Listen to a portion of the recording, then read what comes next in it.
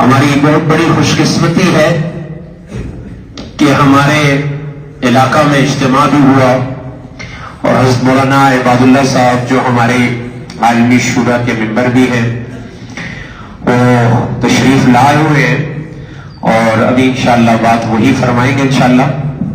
تو آپ تمام دوستوں سے گزارش ہے کہ تشریف رکھیں.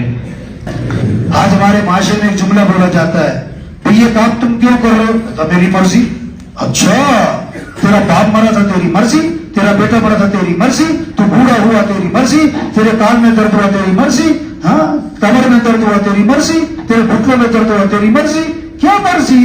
کوئی مرضی مرضی نہیں. ہمیں تو مکھی تنگ کرے, ہمیں تو مچھر تنگ کرے, ہمیں تو پیٹ کا درد تنگ کرے. بڑے سے بڑا بدماش ہو مکھی تنگ کرتی ہے, بڑے سے بڑا مالدار ہو مچھر تنگ کرتا ہے. ہاں اپنی مرضی پہ نہیں چلنا, ہمیں دین پر چلنا ہے, ہمیں شریعت پر چلنا ہے, ہمیں سنت پر چلنا ہے, ہمیں اللہ کے حکم پر چلنا ہے. ابراہیم علیہ السلام کو اللہ نے بیٹا دیا اور پھر حکم دیا بیٹے کو ذبح کرو. یہ عید الاضحیٰ کیا ہے؟ 40 لاکھ روپے کو صدقہ کر دے, 1 کروڑ روپے صدقہ کر دے, 50,000 کا دمبا ذبح نہ کرے. یہ اللہ کے یہاں نافرمان ہے, اللہ کے یہاں گناہگار ہے, اللہ کے یہاں مجرم ہے. تیرے 50 لاکھ نہیں چاہیے, آج کا حکم پورا کرو. آج کا حکم ہے جانور ذبح کرو.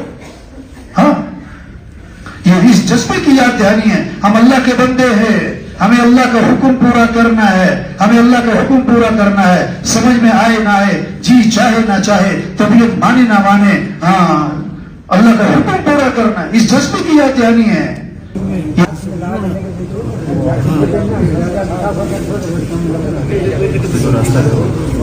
راستہ چھوڑے